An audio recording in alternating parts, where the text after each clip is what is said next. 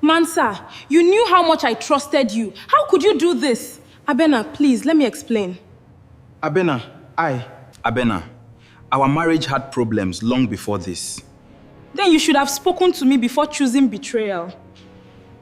You think you've taken the life I wanted, Mansa. One day, you may understand why I chose to leave it. Abena, what do you mean? Abena didn't scream or beg. She simply lifted her suitcase and said, "You think you've won my life? Soon, you'll understand why I'm walking away from it." Kwadwo's confidence vanished. If you were Abena, would you fight for your marriage or walk away? Tell us in the comments. Abena Hira Ofori stood inside the glass-walled dining room of her East Legon villa and realized that betrayal could look surprisingly elegant. Mansa Akwadako sat at the long marble dining table in a vivid coral dress trimmed with gold embroidery. Beside her rested a structured leather handbag Abena recognized immediately. She had helped Mansa choose it during a shopping afternoon months earlier. Kwadwo Egiman Bediako stood near the walnut bar in a perfectly tailored navy suit. Neither of them spoke. Abena's emerald kente-inspired dress caught the warm light from the crystal pendant lamps as she slowly placed her handbag on the console. "Tell me I'm misunderstanding what I'm looking at." "Abena," Kwadwo began. "No." She raised one hand. "I asked both of you." Mansa stood. Her confidence disappeared almost immediately. "We didn't plan for you to find out this way." Abena stared at her. That sentence usually means there was something to find out. Kwadwo walked toward her. "Our marriage has been struggling for a long time." Abena gave a quiet laugh. "Our marriage? Please don't turn this into something ugly." That sentence hurt almost as much as seeing Mansa in her home. Abena looked around the room. She had selected those pendant lights herself. She had spent weeks working with a local carpenter on the dining table.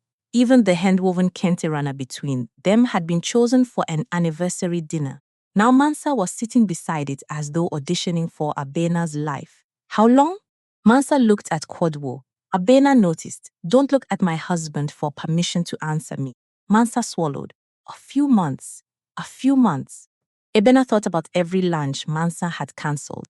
Every evening, Kwadwo had returned late because a client meeting had supposedly stretched longer than expected. More painful were the conversations. Mansa had listened while Abena admitted she felt invisible in her marriage. She had known. "You sat in my kitchen and let me ask what I was doing wrong." "Abena, I'm sorry. You told me to be patient with him." Mansa lowered her eyes. Kwadwo stepped forward again. "This isn't only about Mansa." Abena turned toward him. "Finally, this is something we agree on." His expression tightened. "We haven't been happy." "No, Kwadwo, you haven't been comfortable." "What does that mean?" "It means I started asking when my dreams would matter again." He sighed. "Here we go." Those three words settled something inside her. For years, Abena had helped build the polished walls surrounding him. When his property consultancy needed a sophisticated office, she designed it. When investors visited Accra, she helped create dinners that made them feel important. When his presentations looked ordinary, she transformed them. Whenever her own design studio needed attention, Kwadwo had promised they would focus on it later. Later had become years, and when she finally began accepting clients again, he called her distant. Now, another woman was standing inside the life Abena had exhausted herself maintaining. Mansa stepped closer. "I never wanted to hurt you." "Then what did you think would happen?" "I fell in love with my husband." Mansa flinched. Abena nodded slowly. "Say the whole sentence. If you're brave enough to make the choice, be brave enough to name it." "Abena," Kwadwo warned. She looked directly at him. "You don't get to manage my reaction to your betrayal." Silence filled the room. Then Abena walked upstairs. Kwadwo followed. "What are you doing?" "Packing." He stopped. "You're leaving?" Abena pulled a suitcase from the wardrobe. Something almost absurd occurred to her. Kwadwo sounded surprised. "You've spent months creating a new relationship inside our marriage and you're shocked that I don't want to remain in it? We should discuss this privately. You surrendered our privacy when you invited my best friend into it." Kwadwo's face hardened. "So that's it? Years of marriage and you simply walk away?" Abena stopped folding her clothes. "No." I didn't simply walk away. Her voice softened. I stayed while my work became a hobby. I stayed while every important decision somehow revolved around your company. I stayed while you called my sacrifices partnership and my ambitions selfishness. Kwadwo looked away. I've been walking toward this door for longer than either of us realized. When Abena returned downstairs with her suitcase, Mansa was still standing beside the dining table. For the first time, Abena saw something beyond betrayal in her friend's face. Expectation. Mansa genuinely believed she was inheriting something beautiful. The villa, the dinners, the successful man, the lifestyle. Abena almost pitied her. Almost. She walked toward the front door. Abena, Mansa whispered. I'm sorry. Abena stopped and turned. You wanted my place, Mansa. Mansa's eyes filled with tears. Abena glanced toward the chair at the dining table, then back at the woman who had once known nearly every secret she carried. You saw the beautiful house, the invitations, the clothes, the husband everyone admired. She tightened her fingers around the suitcase handle. But you never asked what it cost me to keep all of it looking beautiful. Kwadwo frowned. What exactly are you trying to say? Abena looked at him for a long moment. Then she smiled, not with victory but with clarity. Nothing you would understand tonight. She opened the door. Mansa called after her. Abena, wait. Abena looked back once. You think you've won my life, Mansa. Her voice remained calm, but before you celebrate, make sure you understand what you've actually taken. Then Abena walked out, leaving Mansa beside the chair she had wanted so badly, and Kwadwo staring at a door he had never believed his wife would have the courage to close. Abena Hira Ofori stood barefoot in the middle of her new apartment in cantonments, surrounded by unopened boxes and unfamiliar silence. The apartment was nothing like the East Legon villa she had left behind. There were no soaring glass walls, no imported marble island, no landscaped courtyard visible from the dining room. Instead, sunlight entered through tall window and spread across warm wooden floors. A woven Ghanaian basket sat beside the sofa, while two mustard yellow cushions brought color to the cream interior. It was smaller, but for the first time in years, every corner belonged to a decision Abena had made for herself. Her phone vibrated on the kitchen counter, Kwadwo. She watched his name appear and disappear. Then it appeared again. Abena turned the phone face down. A knock came from the door. When she opened it, Ya Asantewa Kumsin stood outside wearing a flowing indigo dress with elegant geometric embroidery. In one hand, she carried coffee. In the other was a large leather portfolio. Ya stepped inside and surveyed the boxes. So this is where you've disappeared to. I didn't disappear. You ignored 3 of my calls. Abena accepted the coffee. That sounds less dramatic. Ya smiled. They had known each other professionally before Abena married Kwadwo. Ya had been one of the first established architects to take Abena's design work seriously. She pointed toward the sofa. Seat that sounded like an order. It was. Abena laughed softly. It surprised her how unfamiliar laughter felt. Ya placed the portfolio on the coffee table. I heard about you and Kwadwo. Abena's smile vanished. Accra moves quickly, especially when wealthy people are involved, and especially when somebody's best friend is involved. Ya studied her carefully. Are you all right? Abena looked toward the windows. No, the honesty felt strangely comforting, but I think I will be. Ya nodded. No pity, no speech about saving the marriage. No question about what Abena had done to make Kwadwo unhappy. Just acceptance. Abena wrapped both hands around her coffee. I keep thinking about everything I left behind. The house? Myself. Ya remained silent. Years earlier, Abena had operated a small commercial design studio from a bright rented room in Osu. She had designed cafes, boutiques, and reception areas for young Ghanaian businesses. The projects were modest, but clients remembered her. Then Kwadwo's consultancy began expanding. He needed help designing his first serious office. Abena volunteered. One project became another. Do you remember what Kwadwo told me when I closed my studio? Abena asked. Ya raised an eyebrow. That it was temporary, 1 year. Abena smiled bitterly. He said if I helped him stabilize the company for 1 year, we'd invest properly in my studio afterward. And did you? Did we what? Invest in you. Abena looked down. They both knew the answer. Kwadwo's company grew. There were new clients, bigger offices, investor dinners, and increasingly important meetings. Abena selected artwork for conference rooms. She redesigned presentations before major pitches. She remembered which investor preferred sparkling water and which client's wife collected contemporary African ceramics. Nobody ordered her to do these things. That was what had made the arrangement difficult to recognize. Every sacrifice seemed small when considered alone. A cancelled client meeting, a postponed project, a dinner she attended because Kwadwo needed her. A design proposal she didn't submit because his company launch required her attention. Small decisions had quietly become a life. I thought I was supporting my husband, Abena said. You were. Abena looked up. Ya continued. Supporting him wasn't the mistake. Then what was? Believing support was supposed to move in only one direction.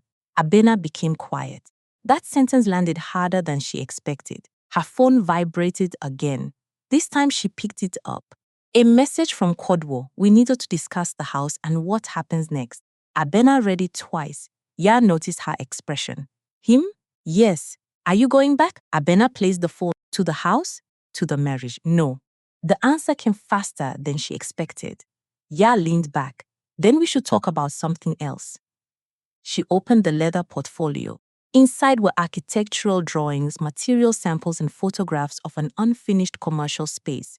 Abena frowned. What is this? A hospitality project. Ya slid one drawing toward her. The owners want a contemporary Ghanaian identity without turning the place into a collection of cliches. Local materials, strong color, mood lines. Something elegant enough for international guests, but unmistakably Accra. Abena stared at the floor plan. Without thinking, she leaned closer. Her eyes traveled across the reception area. This entrance is wrong, Ya smiled. I've been here less than 5 minutes, and it's still wrong. Why? Because you're forcing guests directly toward reception. Abena rotated the drawing. Give them a visual pause here. Artwork, greenery, maybe a sculptural partition. Let the space introduce itself before somebody asks for a passport. Ya's smile widened. There she was, not Mrs. Bediako, not Kwadwo's elegant wife, not the woman arranging someone else's success. Abena. Ya pushed the entire portfolio toward her.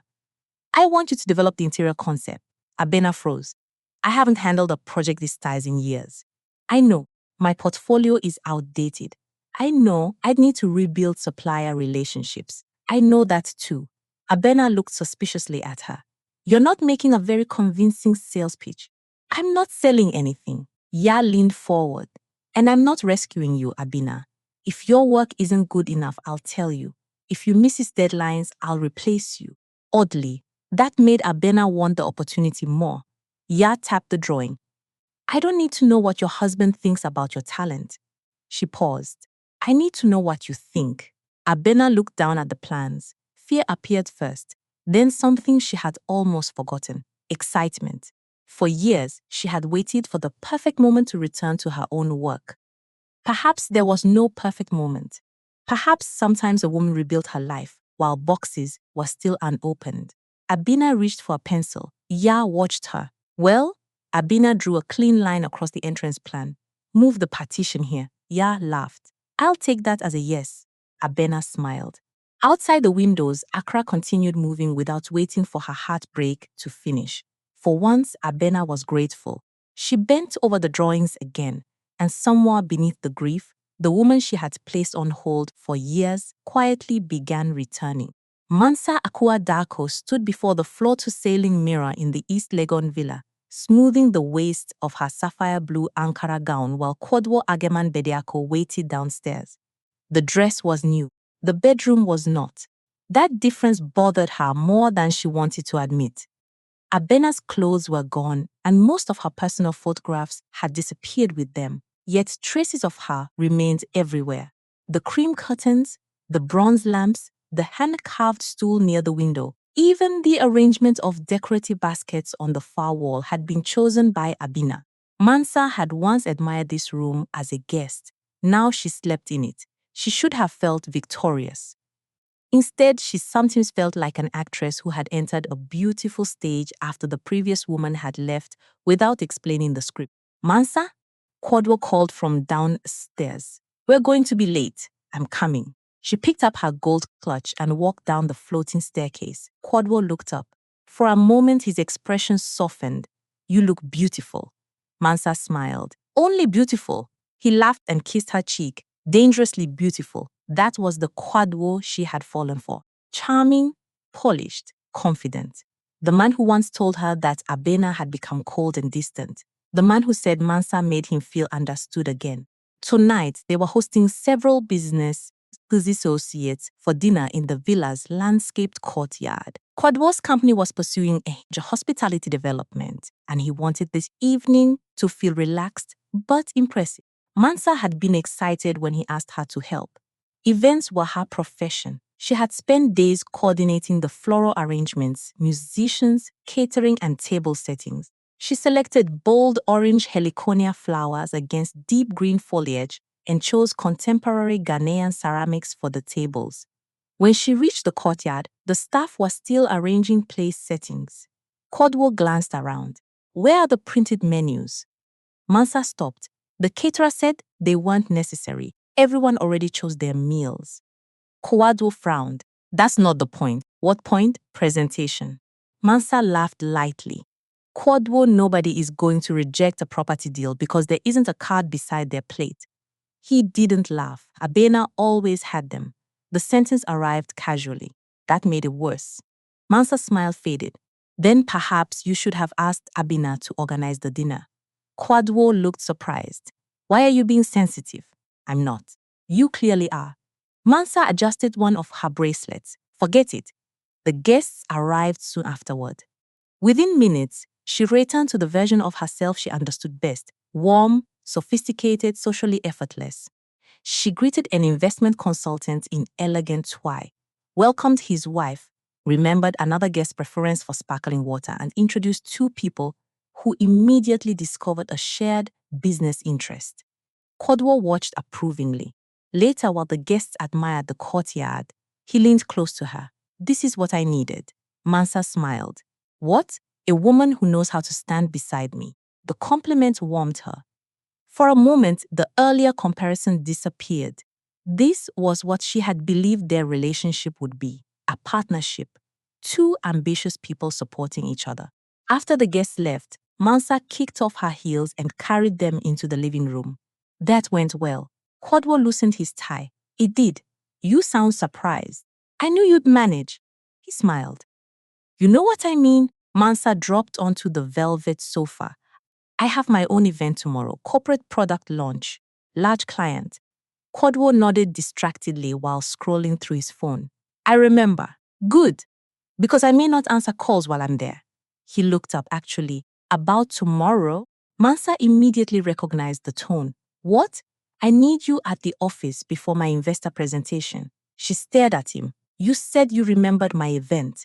I do. This won't take long. Kwadwo, I'm managing the launch. Send one of your assistants. I don't hand over a major client's event at the last minute. His expression changed slightly. You're better at presentation than anyone on my team. I need your eye on the room and the materials. Mansa almost smiled at the irony. Months earlier, requests like this had made her feel important. He needed her.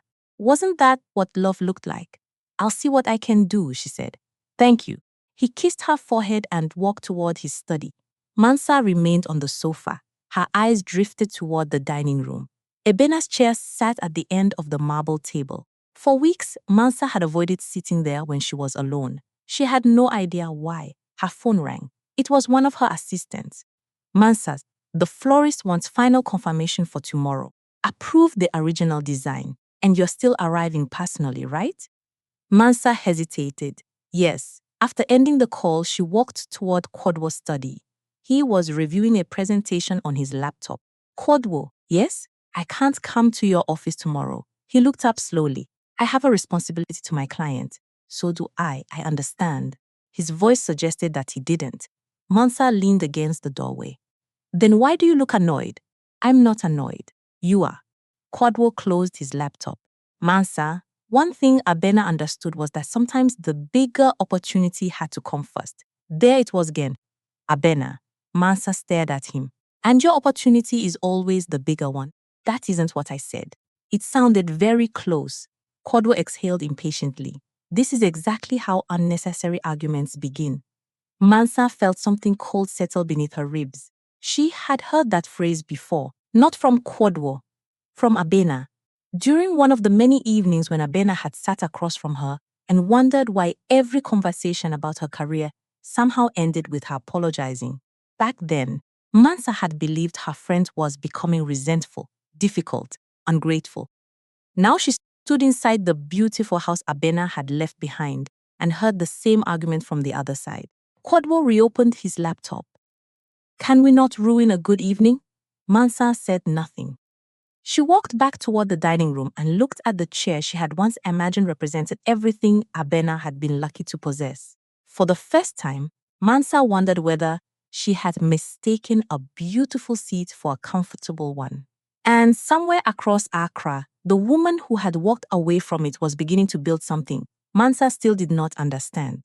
Mansa Akua stood alone inside Kwadwo Agiman Bediako's sleek East Legon office, searching for a presentation folder that should have taken less than a minute to find. Kwadwo had already left for a meeting, leaving her with a simple request.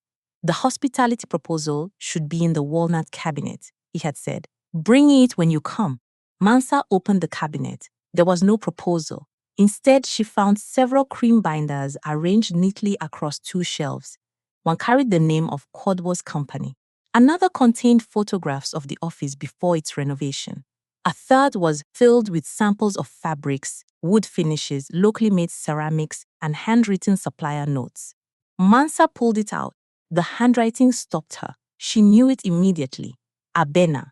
For years, Mansa had received birthday cards and little handwritten notes from her best friend in those same graceful letters. She opened the binder.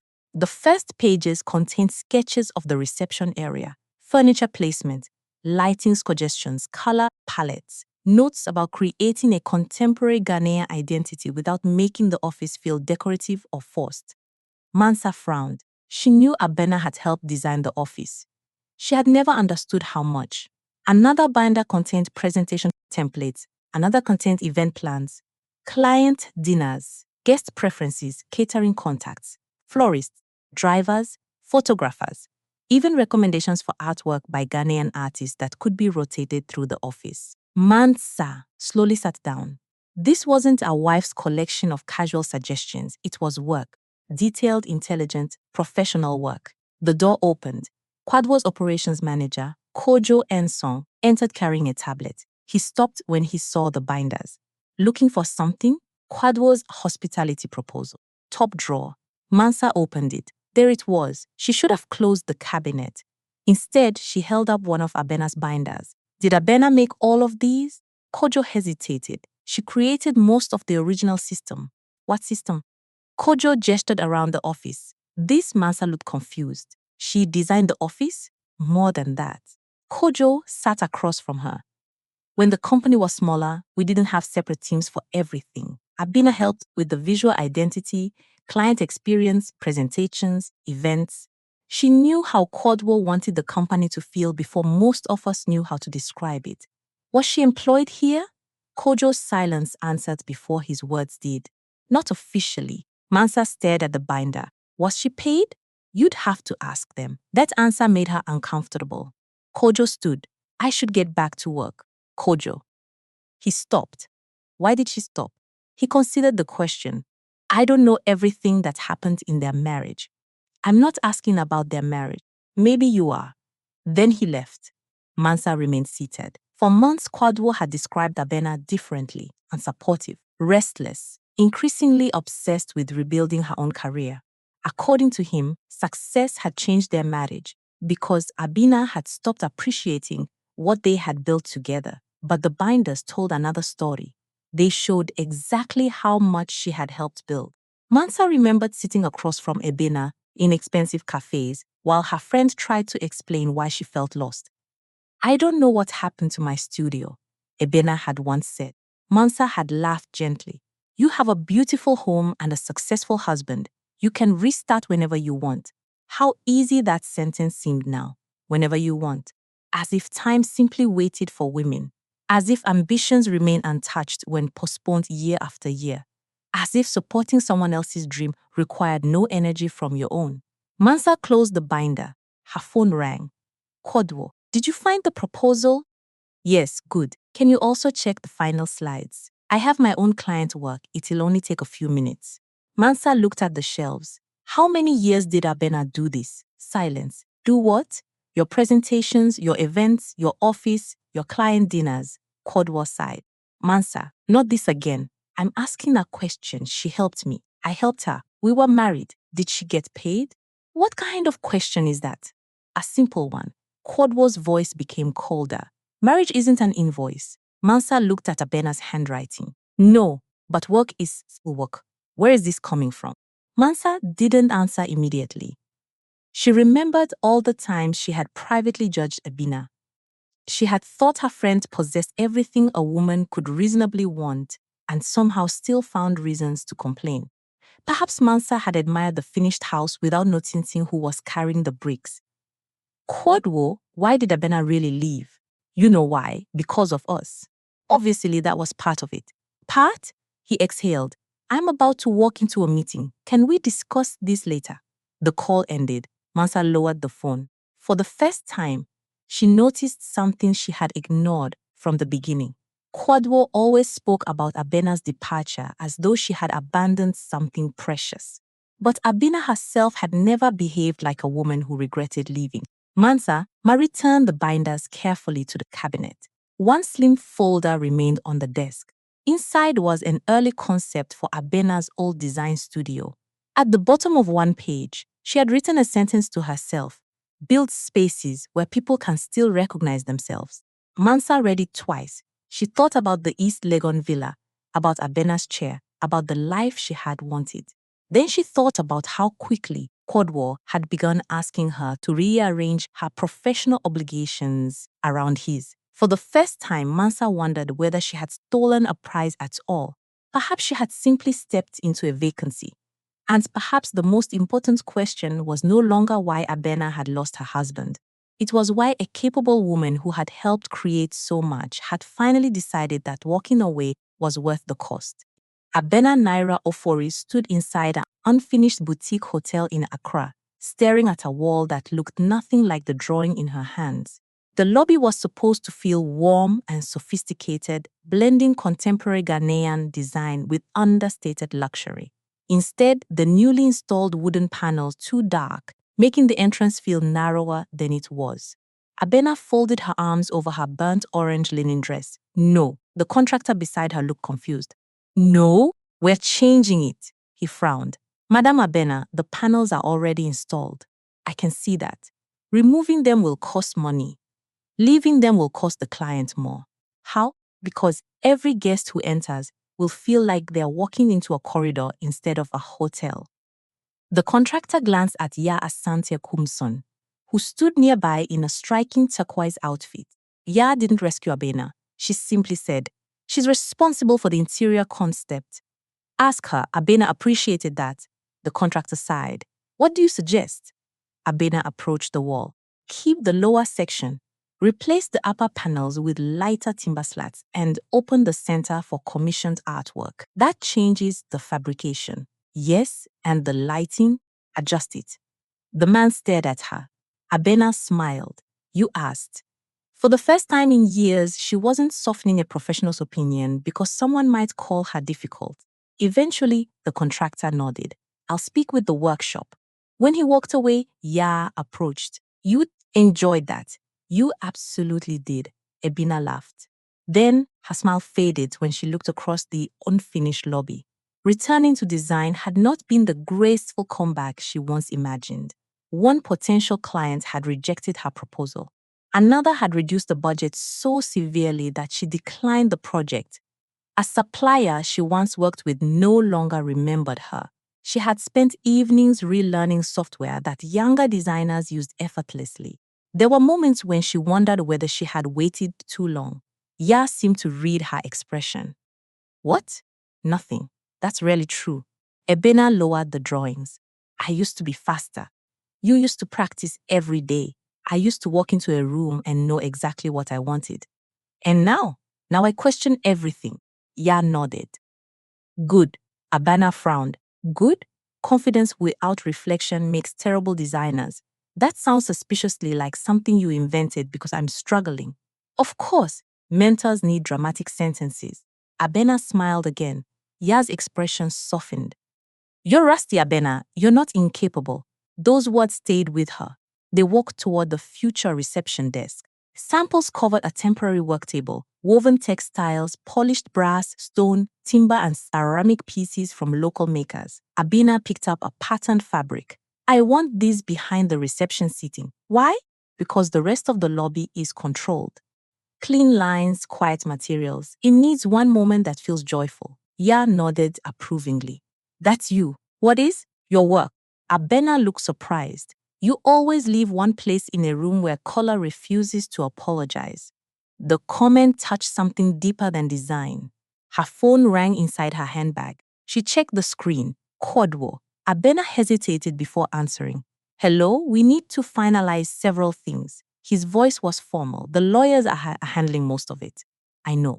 Then what do you need? There was a pause. I heard you're working again. Abena looked around the unfinished lobby. Yes. With Ya? Yes. That's good. She waited. Kwadwo continued. I always wanted you to succeed. Abena closed her eyes briefly. There had been a time when she would have accepted that sentence without question. I believe you thought you did. What does that mean? You wanted me successful when my success fitted comfortably around yours. That isn't fair. Maybe not from where you're standing. Kwadwo became quiet. Then he said, Mansa has been asking questions. Abena's fingers tightened around the phone. About use, there is no us anymore. You know what I mean. Abena glanced toward Ya, who had deliberately moved away to give her privacy. Kwadwo, whatever Mansa needs to understand about the relationship she chose belongs between the two of you. She found some of your old work at the office. Abena's expression changed. For years, those files had represented a version of herself she thought she had lost. Now the thought of them produced something unexpected. Distance. Keep them if they're useful. You don't want them? No, why? Because I can make new work. Silence followed. That answer seemed to disturb Kwadwo more than anger would have. You've changed. Abena looked around at the hotel taking shape. I think I'm remembering. She ended the call gently. Ya returned. Everything all right? Yes. You don't sound heartbroken. I am still hurt. Abena placed the phone back into her handbag. But hurt and regret aren't the same thing. Ya nodded. They continued reviewing samples. Later, Abena stood alone near the entrance and imagined the finished space. Lighter wood, warm lighting, Ghanaian artwork, rich textiles, and guests entering a room that felt confident without shouting about its luxury. She realized something.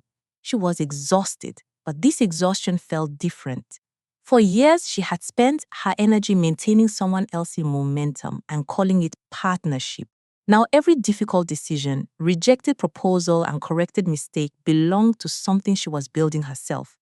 Ya returned, carrying 2 material boards. You look happy. I'm tired. Those aren't opposites. Abena smiled. I think that's what I'm learning. She picked up her pencil and returned to the drawings. Independence had not arrived as a beautiful apartment, instant success, or dramatic victory. It had arrived disguised as responsibility, as uncertainty, as having no one else to blame for her mistakes, and no one else entitled to claim her achievements. For the first time, Abena understood that rebuilding did not mean returning to the woman she had been before Kwadwo. It meant becoming someone new, and somewhere inside that unfinished hotel, surrounded by dust, timber, and possibilities, she realized she no longer wanted the life Mansas believed she had stolen.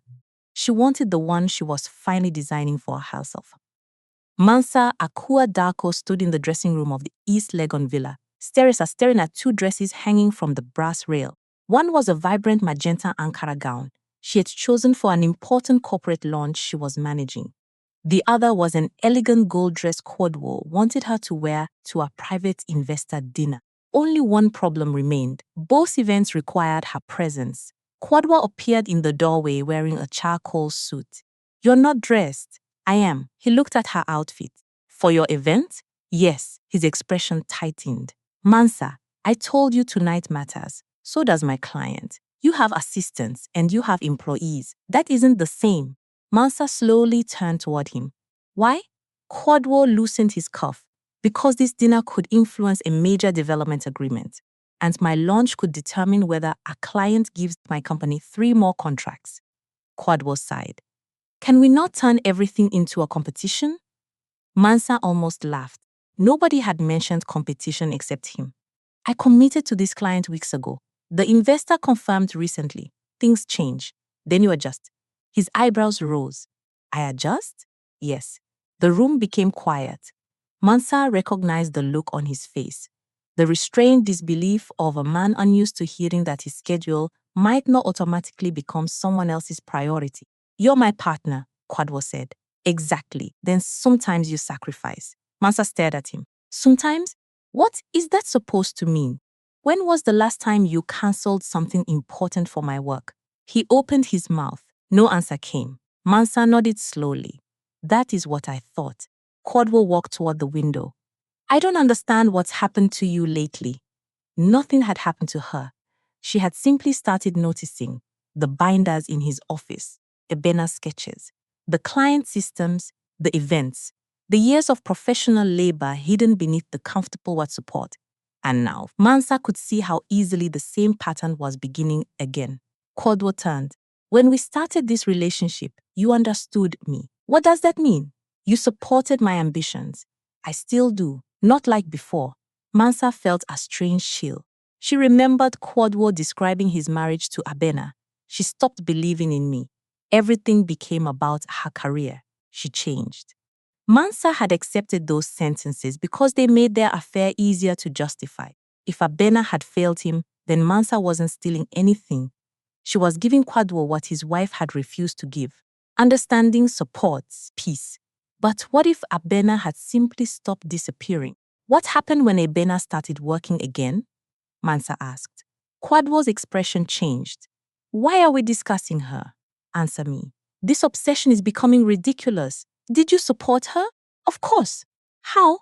Kwadwo stared at her. "I provided a life where she didn't need to work." The words landed heavily. Mansa finally understood. "You still don't see it." "See what?" "She wanted to work. She had every opportunity." "Did she?" "Yes, as long as her work didn't interfere with yours." Kwadwo's jaw tightened. "That's unfair." "Is it?" He picked up his watch from the dresser.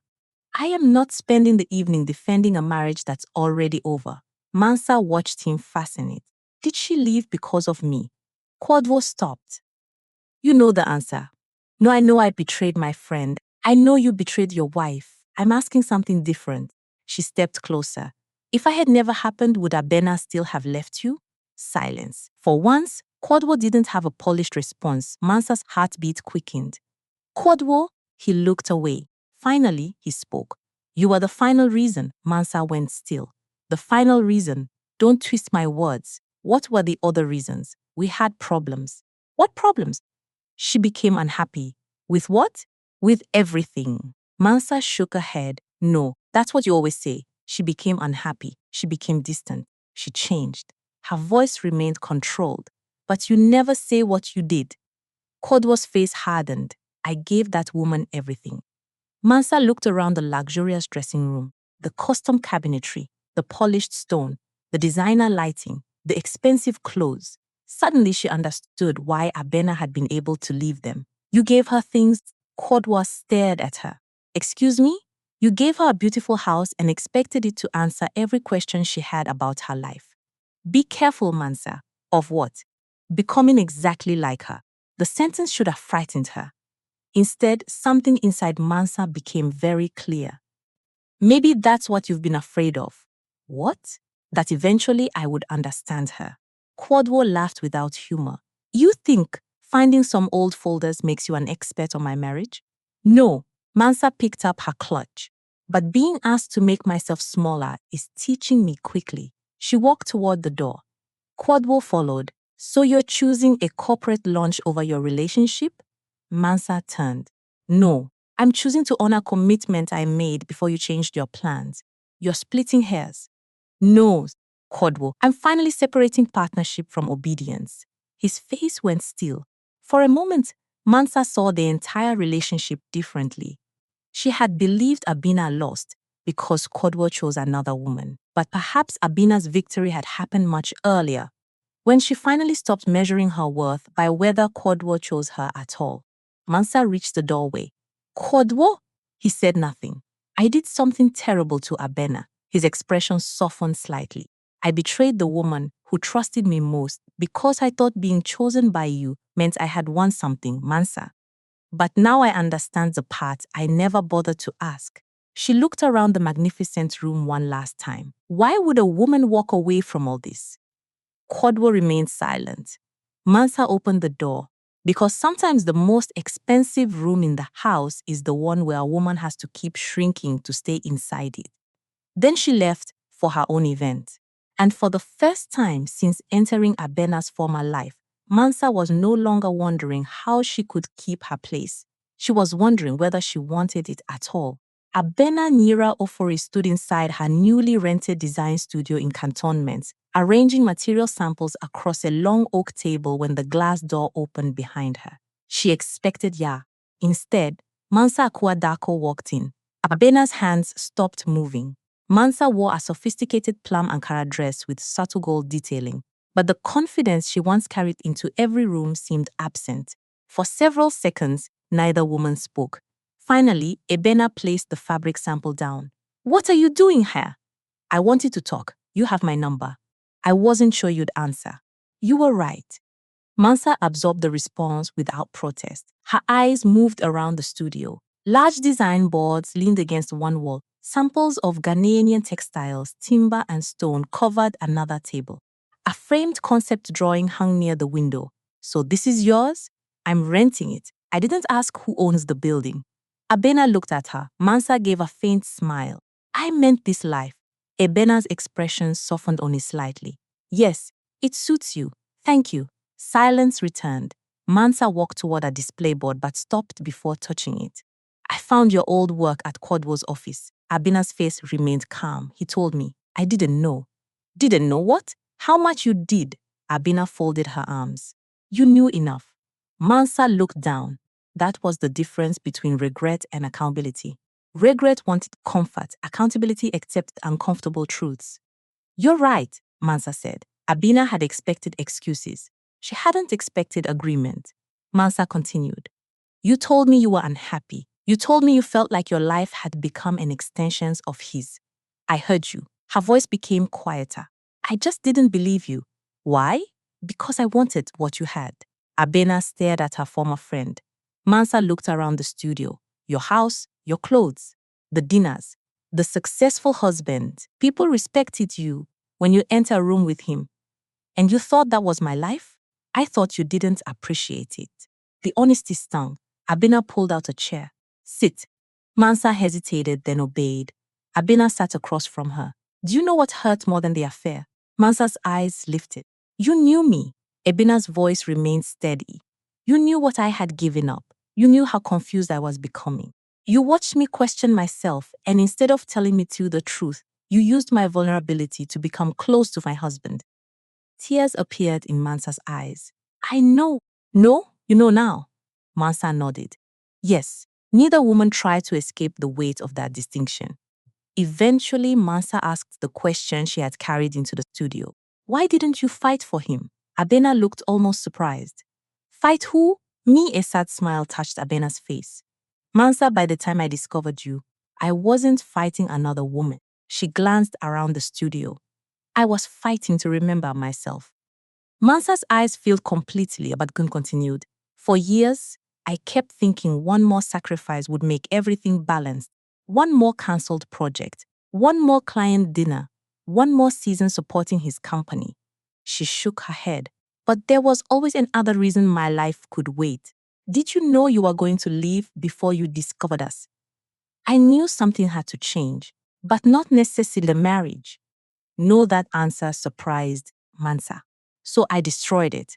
You helped destroy trust that was still there. Abena did not soften the truth. But don't flatter yourself into believing my entire marriage revolved around you. Mansa blinked. The affair wasn't the whole disease. It was the moment I stopped pretending the symptoms were normal. Mansa wiped her cheek. Kwadwo told me I was becoming like you. Abena laughed quietly. He used to tell me I changed. What did you say? At first, I apologized. Mansa stared at her. For changing? For making him uncomfortable with it. That answer settled between them. Mansa finally understood something painful. She had once believed she was superior to Abena because Kwadwo seemed happier with her, but she had entered the relationship during its easiest stage when she required almost nothing from him. She had mistaken convenience for compatibility. I think I'm going to leave him, Mansa said. Abena's expression immediately changed. Don't. Mansa looked startled. Don't? Don't leave Kwadwo because of me, but everything you said is about my life. Abena leaned forward. If you stay, let it be, because you've looked carefully at the relationship and chosen it. If you leave, let it be because you've looked carefully and decided it doesn't fit the woman you want to become. Mansa swallowed. Don't make me responsible for another major decision in your life. The words were firm but not cruel. Mansa nodded slowly. I understand. She stood. Then she hesitated. Can you ever forgive me? Abena looked toward the window. I don't want to carry anger forever. Hope appeared briefly in Mansa's face, but Abena continued. That doesn't mean we become friends again. The hope disappeared. I understand. Do you? I think I'm beginning to. Abena stood too. Forgiveness doesn't always reopen a door, Mansa. Sometimes forgiveness means I can close it without standing behind it every day, still arguing with what happened. Mansa breathed deeply. I'm sorry.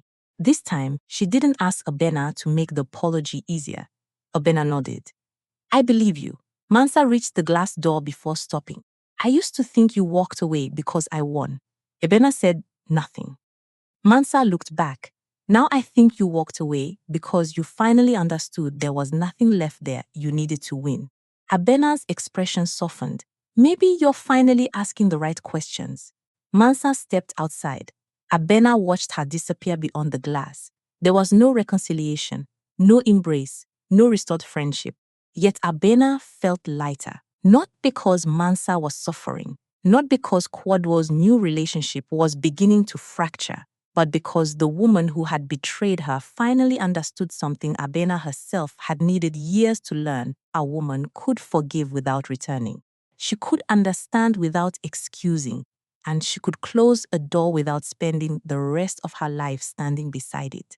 Mansa Kwadwo stood in the sunlit living room of the East Legon villa with 2 suitcases beside her and finally understood why Abena had carried only one through the same door. Kwadwo Egiman Bedeyako entered from his study, dressed in a crisp ivory shirt and tailored trousers. He stopped when he saw the luggage. What is this? Mansa adjusted the sleeve of her burnt orange Ankara dress. I'm leaving. For several seconds, Kwadwo simply stared at her. Then he laughed. Not because anything was funny, because he did not believe her. You're upset. I've been upset before. I didn't pack. So this is because of our argument? No. Then what? Mansa looked around the luxurious room, the sculptural lighting, the polished stone, the carefully selected Ghanaian artwork. Once she had imagined these things as evidence that Abena had possessed an extraordinary life. Now she understood that beauty could describe a room without describing the woman living inside it. I've been thinking. Kwadwo folded his arms. About Abena? About myself. His jaw tightened. You went to see her. Mansa didn't deny it. I did. I knew it, Kwadwo. What did she tell you? Mansa almost smiled. There it was. The assumption that one woman must be controlling another. She told me not to leave you because of her. That answer caught him off guard. What? She said. If I stayed, it should be because I chose this relationship. And if I left, it should be because I decided it wasn't right for the woman I wanted to become. Kwadwo shook his head. Very convenient. No, actually it was uncomfortable. Mansa stepped closer because she refused to make my decision for me. So now you're listening to my ex-wife? No. Mansa's voice remained calm. For the first time, I'm listening to myself. Kwadwo turned away. You women are unbelievable. Mansa stiffened. You women? You and Abena. Everything becomes some grand argument about independence. No, Kwadwo. This is about partnership. I gave you everything. Mansa looked around. You keep saying that because it's true. You gave me access to your lifestyle. His eyes narrowed. Do you hear yourself? Yes, more clearly than I have in months. Mansas walked toward the dining area. Her gaze fell on the chair she had once wanted so badly. I thought sitting there meant I had won. Kwadwo followed her. Won what? Her place. Mansa gave a quiet, embarrassed laugh. I compared myself to my best friend. When she told me she was unhappy, I secretly thought she was ungrateful. Then you started telling me how difficult she had become. I told you the truth. You told me your version. What's the difference? Perspective. Mansa turned towards him. I believed you because your version benefited me. Kwadwo said nothing. I need to take responsibility for that. Her voice trembled slightly now. I betrayed someone who trusted me. You didn't force me to do it. I made that choice. Kwadwo's expression softened. Then don't destroy another relationship because you feel guilty. This isn't guilt. What is it? Recognition. Mansa looked directly into his eyes. I recognize the pattern. He scoffed. What pattern? Your dreams are urgent. Mine can wait. That isn't true. When I prioritize a client, you call me selfish. When you prioritize an investor, you call it responsibility. Mansa, when I disagree, I'm creating an argument. When you disagree, you're being practical. She paused. And whenever I ask for space to be ambitious, you remind me how much you've given me. Kwadwo's frustration surfaced. I am tired of being punished because Abena couldn't appreciate our marriage. Mansa's face changed. That's exactly why I'm leaving. He stared at her. Even now, you still think the problem was that she didn't appreciate enough. Kwadwo turned toward the window. Mansa walked back to her luggage. I don't know whether you ever intended to make either of us smaller. That admission surprised him. But intention isn't the only thing that matters. She gripped the suitcase handle. What matters is what happens repeatedly after someone tells you they're hurting. Kwadwo remained silent. For the first time, Mansa wasn't interested in defeating his argument. She simply wanted to leave with clarity. You know what frightens me most? She asked. He looked at her. I started changing without noticing. How? I cancelled work. I stopped seeing certain people because it was easier than explaining why I wanted to go. I started measuring whether something mattered by whether you considered it important. She shook her head. I watched Abena do those things and called her weak. Mansa swallowed. Then I stepped into her life and started doing them myself. You are nothing like Abena. That's not a compliment anymore. The words silenced him. Kwadwo's expression shifted from anger to something closer to uncertainty. Do you love me? Mansa closed her eyes briefly. Yes. He seemed relieved, then stay. Mansa looked at him sadly. That is another thing I had to learn. What? Love answers only one question. She lifted the handle of her suitcase. It doesn't answer whether two people should build a life together. Kwadwo stared at her. So that's it? No. Mansa shook her head. That's the beginning of me accepting the consequences of what I chose. She knew leaving the villa would not erase her betrayal. Abena might never become her friend again. People who knew how the relationship began might judge her. Her business needed attention after months of being rearranged around Kwadwo's schedule. There would be no magical reset. But accountability, she was learning, was not the same as lifelong punishment. Mansa walked toward the entrance. Behind her, Kwadwo spoke more quietly. Both of you walked away. She stopped. Perhaps for the first time, he sounded less offended than confused. Mansa turned. Maybe instead of asking why two women left you, you should ask why both of us eventually felt we had to choose between this relationship and ourselves. Kwadwo's face fell. Mansa opened the door. Outside, Accra's bright air rushed toward her. She stepped across the threshold without knowing exactly what came next. And that uncertainty felt more honest than the beautiful certainty she had once stolen. Mansa had thought taking Abena's place would make her the winner. Instead, losing that place might become the first decision she made without competing with another woman at all. Abena Ofori stood beneath a sculptural brass pendant inside the completed boutique hotel in Accra and watched guests move through a space that had once existed only as instant pencil lines in her notebook. The dark wooden panels she had rejected were gone. In their place, lighter timber slats framed a commissioned artwork by a Ghanaian artist. Rich indigo textiles softened the reception lounge, handmade ceramics decorated the shelving, and carefully positioned greenery brought warmth to the polished stone. Nothing screamed for attention. Everything belonged. Abena wore an elegant emerald kente-inspired gown with a structured neckline and delicate gold earrings. Months earlier, she might have wondered whether Kwadwo would approve. Now the thought did not even occur to her. Yaya Asantiwa Kumson approached carrying 2 glasses of sparkling water. "You're staring. I'm observing. You've been observing the same wall for 10 minutes. Abena accepted a glass. "I fought for that wall. You nearly terrified the contractor." "He survived." Ya laughed. "So did you." Abena looked around the lobby. That sentence carried more meaning than either woman needed to explain. The project had not transformed Abena into an overnight celebrity designer. She had not suddenly become wealthier than Kwadwo. There was no miraculous contract waiting to make every painful year worthwhile. Instead, something more believable had happened.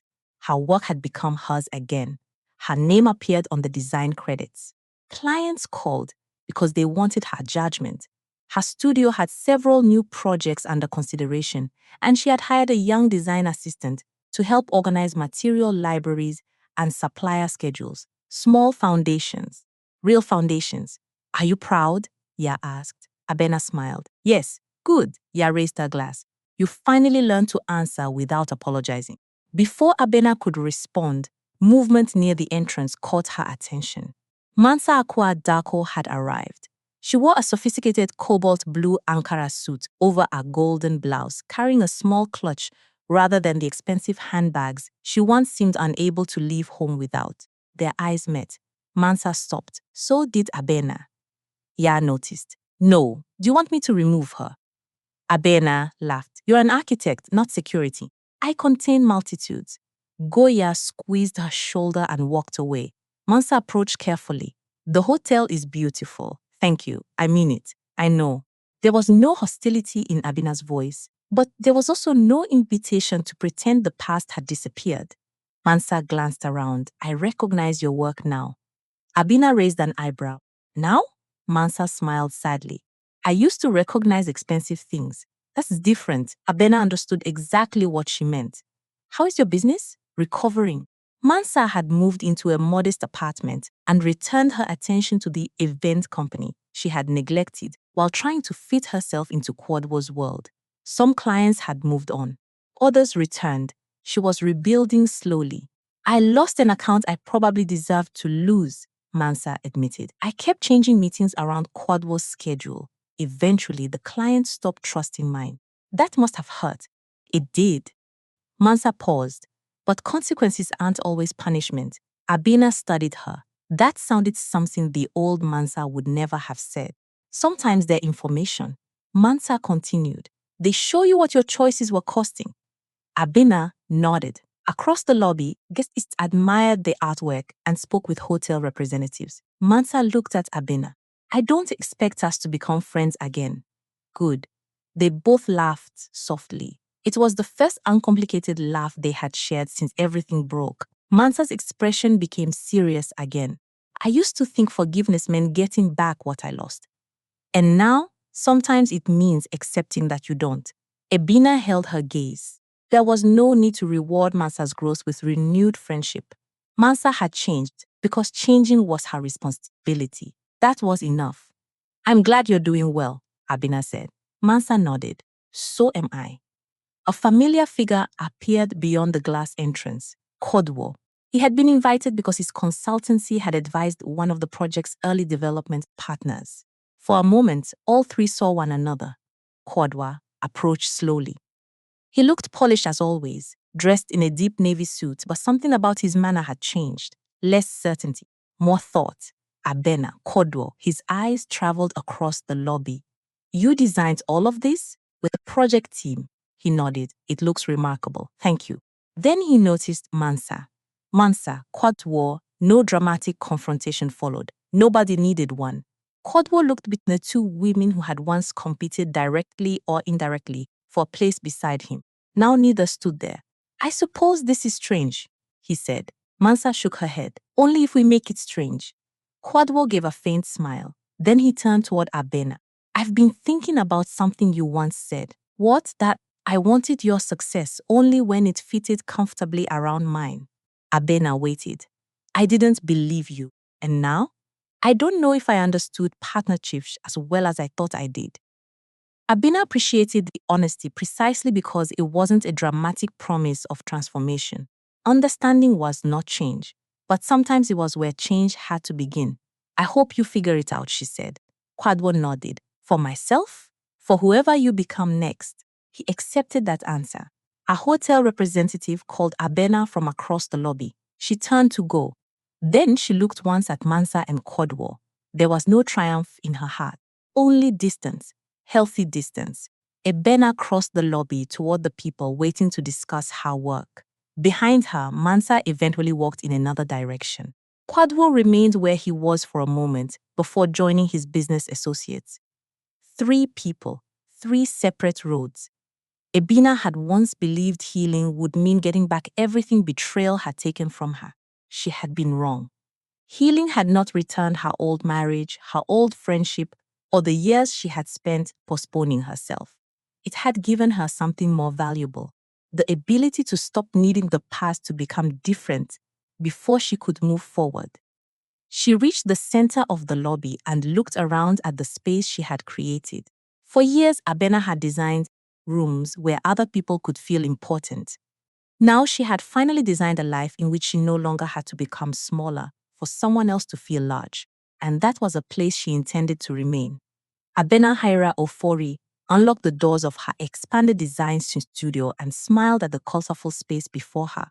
What had begun with one uncertain hospitality project had grown into a respected boutique firm working with hotels, restaurants, and women-owned businesses across Accra. Yet her greatest happiness was not measured by contracts or money.